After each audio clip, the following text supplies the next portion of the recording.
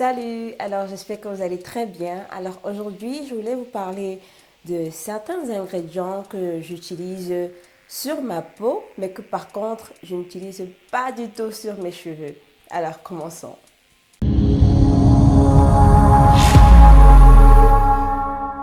Alors si tu ne me connais pas, je suis Josifia Rizado. Je suis quelqu'un de très simple. Alors je fais des vidéos sur l'entretien des cheveux et l'entretien de la peau du visage. Donc si ce type de vidéo-là t'intéresse, si tu veux apprendre comment avoir de jolis cheveux, de longs cheveux, des cheveux qui sont bien hydratés, si tu veux savoir comment maintenir une peau qui est lisse et claire, sans boutons, sans taches, eh bien abonne-toi sur cette chaîne-ci et laisse tes commentaires et voilà quoi, et fais partie de la famille. Si tu vis en Afrique et tu as besoin des produits naturels pour tes cheveux crépus, visite la marque Natura Rizado et n'hésite pas à les contacter. Alors le premier ingrédient que j'utilise, que je peux utiliser ou bien que j'utilise sur ma peau et que je n'utilise pas du tout sur mes cheveux, c'est le silicone. Oui, le silicone. Et je pense que le silicone, il est bien. J'ai toujours dit, pardon, que le silicone, il est bien, mais le problème, c'est qu'il s'attache aux cheveux. Et pour l'enlever, il te faut aussi quelque chose de très fort. Et pour l'enlever, il te faut le sulfate. Alors, quand tu utilises le sulfate, cela va encore assécher tes cheveux. Or, nos cheveux sont de nature déjà secs. Donc, c'est un peu comme un cercle vicieux. C'est pourquoi moi, je n'utilise pas le silicone sur mes cheveux et j'ai vu le silicone sur mes cheveux. Par contre, le silicone dans mon lait de toilette, dans mes produits de visage, j'ai remarqué que ça garde ma peau vraiment hydratée. Ça agit comme ce qu'on appelle un sealing. Comment je peux dire ça en français? C'est-à-dire que ça empêche que l'eau s'évapore de ma peau. Donc ça garde ma peau bien soigneuse et ça aide vraiment à l'hydratation de ma peau. Ça, c'est ce que j'ai remarqué. Sur la peau, je n'ai pas de problème avec le silicone. Je n'ai pas de problème sur ma peau avec le silicone. Et je pense que la majorité des personnes aussi n'ont pas de problème avec le silicone sur leur peau. Mon fils a une peau qui est très sensible. Il a l'eczéma ou bien le dermatisme. Et quand je fais son huile de toilette, j'ajoute un peu de silicone. Et je vois vraiment la différence quand j'ajoute le silicone ou bien quand je n'ajoute pas le silicone. Quand j'ajoute le silicone, sa peau est bien hydratée pendant longtemps. Ça garde sa peau bien hydratée pendant longtemps. À vous de juger en fait. À vous de juger. Alors, le deuxième ingrédient que je n'utilise pas sur mes cheveux et que j'utilise sur ma peau, ce sont des ingrédients comme comme je vous ai dit, le sulfate en fait. Le sulfate. Très souvent mon savon pour la peau, il y a des fois j'utilise des savons qui ont du sulfate, il y a des fois j'utilise des savons qui n'ont pas de sulfate. Mes savons pour laver mon visage, pour le moment, ne contiennent pas de sulfate. Mais des fois, j'en utilise en fait. Et même des fois, le savon que j'utilise sur mon corps, il y en a qui contiennent de sulfate, il y en a qui n'en contiennent pas de sulfate. Donc, je n'ai pas vraiment de problème à utiliser le sulfate sur ma peau. Vous voyez, je n'ai pas vraiment de problème. Et ça ne me cause pas de problème. C'est vrai que c'est asséchant pour la peau, mais c'est pourquoi j'utilise vraiment des lotions ou bien des crèmes qui sont vraiment hydratantes. Et donc, j'ai pas de problème, j'ai pas de soucis.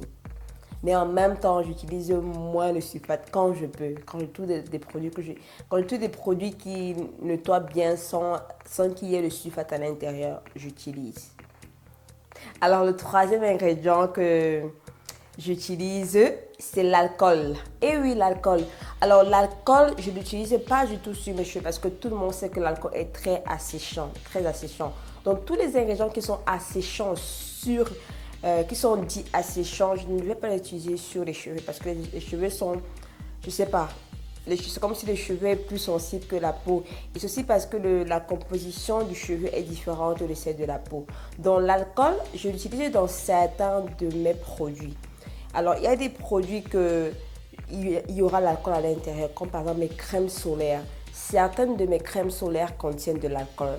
Mais cela, je ne sens pas que ça assèche ma peau. Donc, ça va en fait. Il y a même des crèmes solaires qui ont l'alcool que quand je mets sur ma peau, ça hydrate. L'hydratation est bonne. Alors, il faut savoir que certains produits qui contiennent l'alcool. L'alcool est fait soit pour préserver le produit ou bien soit pour aider les autres ingrédients à être vraiment efficaces. Donc l'alcool dans un produit a un rôle bien précis, vous voyez. Donc moi j'utilise dans certains de mes produits du visage et quand je trouve un bon produit qui n'a pas de l'alcool, oui, bien sûr, j'utilise. Mais quand je trouve aussi un bon produit qui a de l'alcool, je vais aussi l'utiliser. Le tout, c'est d'essayer et de voir ce qui va à ta peau. Si je vois qu'il y a un produit que j'ai utilisé qui avait l'alcool et ça a beaucoup asséché ma peau, bien que ça assèche ma peau, je vais arrêter de l'utiliser. Vous voyez? Donc, c'est pour ça que moi, je juge en fait. Alors, les quatrièmes ingrédients que j'utilise aussi, c'est les mineral oil, petrolatum oil. Alors ces ingrédients là, je les utilise sur ma peau. Comme je vous l'ai dit, je les utilise sur ma peau parce qu'ils sont vraiment, ils permettent à ce que la peau reste hydratée pendant longtemps. J'ai une peau du corps qui est sec. Ma peau du corps est sèche et même aussi la peau de mon visage. Donc j'ai besoin des ingrédients qui font à ce que l'eau ne s'évapore pas de ma peau. Et pour que l'eau reste longtemps sur ma peau sans s'évaporer, il faut aussi des ingrédients qui sont bien pour garder cette eau-là. Et les meilleurs ingrédients pour garder cette eau-là, c'est quoi? Les huiles minéraux, le pétrolatum et les trucs comme ça. J'ai utilisé des produits pour la peau et pour le visage qui ne contiennent pas le mineral oil ou bien le pétrolatum. J'ai utilisé. Oui, ça allait bien, mais ce n'était pas aussi assez efficace en fait, assez efficace. C'est vrai qu'il y a des alternatives au pétrolatum et au minéral. Il y a des alternatives que moi-même j'utilise quand je fabrique mes propres produits et ça va. Mais c'est seulement pour vous dire que si je trouve un produit de la peau qui contient le minéral oil ou bien le pétrolatum, je n'aurai pas peur de l'utiliser en fait. Je vais l'utiliser sans problème en fait. Je vais l'utiliser parce que tout simplement, ça garde la peau bien hydratée.